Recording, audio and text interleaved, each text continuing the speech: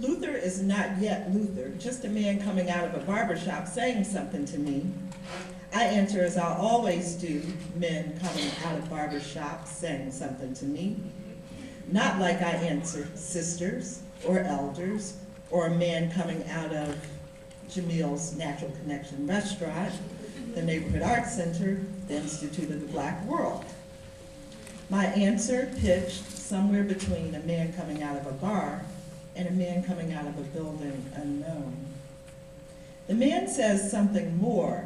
Ms. Knapp is in the man. The man becomes someone from the old days in Brooklyn. I focus. The man becomes Luther Owens, war counselor of the Savian Lords. Savian? You're illiterate motherfuckers. You better get in here to my program at least long enough to learn how to spell sovereign. Shit. Who's the nappy-head bitch hollering out the window? The new youth counselor for the center. She don't talk like no social worker. And somebody need to tell her to pull a hot comb through her hair. War counselors are remembered. A deep thing with me that goes back to growing up a girl with two older brothers who didn't know how to throw down. Definition function of an older brother. He who protects, he who punches open space for sister to move through, who beats back trouble so sister can explore and breathe leisurely. Brothers with no heart and no rep for rumbling were as much use to me as my mama's fox piece with glass eyes. We'd moved to a new neighborhood where mama could stand the old one no longer. First thing mama would do is put gates on the window and police locks on the door. Second thing she would do is find a community center. First thing my brother Charlie do is get his can of Royal Crown pomade and a stocking cap. The second thing, visit the girls in the building. First for brother Harry is to find a park. Second, sit down and bite his fingernails off. Meaning, first off, I'd check the graffiti and find out whose turf we were on. Then I'd check out the war counselor and see if he ran to type. The main thing I'd do is find war counselor's girlfriend and drop her. Easy enough being new, but no, she said that, I said history. Element of surprise. Out of the blue, hands and face, fits ripping out hair, nails tearing off clothes, a knee in her chest, her back on the sidewalk. Then, I'm the war counselor's lady. Not girl, lady, they always said.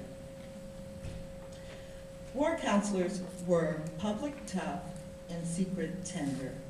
Not at all like the boys mothers pick out of from the choir, the grocer's son, nephew of some down-home chum.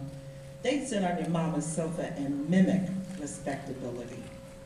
Then jump you on the stairs, mug you in movies, wrestle you all the way back home, want to drag you in the bushes. War counselors took you to see their mama for coconut cake, take you to their Uncle Leroy's for fish sandwich and Kool-Aid, and to the watermelon man who's got lockets and ankle chains and ID bracelets to put both your names on. Take you back to the barbershop to play bidwiss with men with mustaches who say excuse me when they curse. Take you to the roof to feed the pigeons and lean you against the chimney talking about their life plans. If drugs don't get them, or the next rumble. Take you to their godmother who tells you he writes poetry and used to play the piano before he started running wild in the street with the hoodlums. Take you up and down the block, parting the water so everybody will know, whatever age, color, sex, species, that you are officially not to be messed with, because you are the lady of the terrible war counselor of the terrible bishops, Chapmans, Imperials, Skulls, Jolly Stompers, Regal Gents.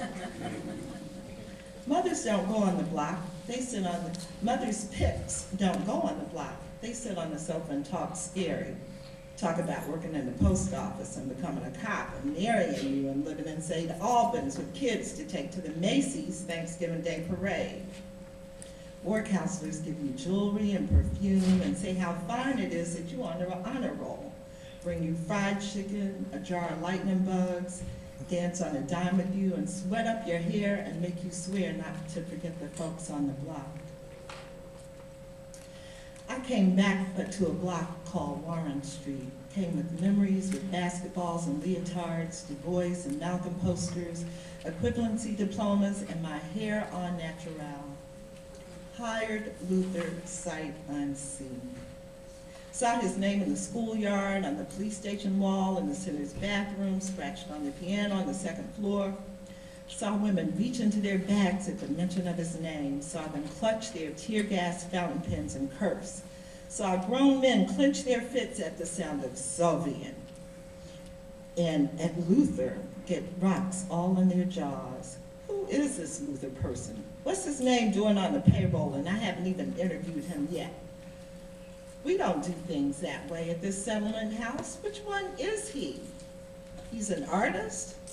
We should hire him then when he shows. Artist. What kind of artist on Warren Street? Artist type artist. A tall, lanky, scattered-teeth dude come up to my window asking if I'm the Miss Knapp he's heard about. He ignores the director and challenges me to a game of handball. Not the soft pink Spalding, the mean little hard black ball. Grabbed my gloves from the radiator rung and left the director standing there. Luther Owens on Auburn Avenue. Look here, Miss Knapp, I'm trying to get a job at the Butler Street Y. Come talk to the people for me. You was always good talking to people into things. I was coaching a drill team over on Gordon, but that was a temp work for the summer. I'm thinking about hooking up with the Shrine of the Black Madonna people. They look after their own, but first, I gotta find a place to stay. We cross the street to the service station for soda. Luther treats me to a pack of peanut butter crackers, tells me all about reform school, knife wound in the leg, 36D Catherine's baby and the warrant, drugs jail, Dean Street Doris's baby and a warrant, some woman dragging him off to Atlanta, then dumping him when his car broke down. All the things you tell a social worker friend. I don't say I'm a TV producer now, write plays, want to make films. Then I'd get this story all over again, packaged for stage and cameras. You still painting, Luther? The bottle stopping, his lips out like a fish. Luther stopped still, staring beyond the gas pumps to the pigeons fluttering in Big Bethel's bell towers.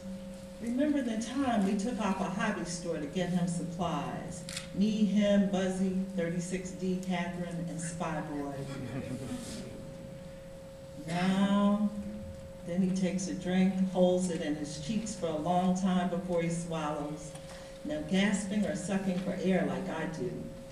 And what am I doing here? Drinking soda, eating white flour crackers out of the machine, being with Luther, who's all about need, and you gotta, and you help me, while folks up the block are waiting on me, waiting to make our contribution to the acclamation of Auburn, sweet Auburn, that spawned many a musical genius before it fell apart. Now, Ms. Knapp, I don't paint no more. Well, I don't social work anymore. Is that right? He frowns, blinks, gets a squinting fix on the pigeons through the green of the Sprite bottle. That's a shame, he says, dropping his shoulders, in much the way the old gent puffing up the tire to our left does when the air seeps out, a metaphor for what has happened to this once vibrant neighborhood. But hey, Miss Knapp, maybe you could get a job at the Y. I got a job, Luther. How old are you, Luther? And how did the 60s manage to pass you by?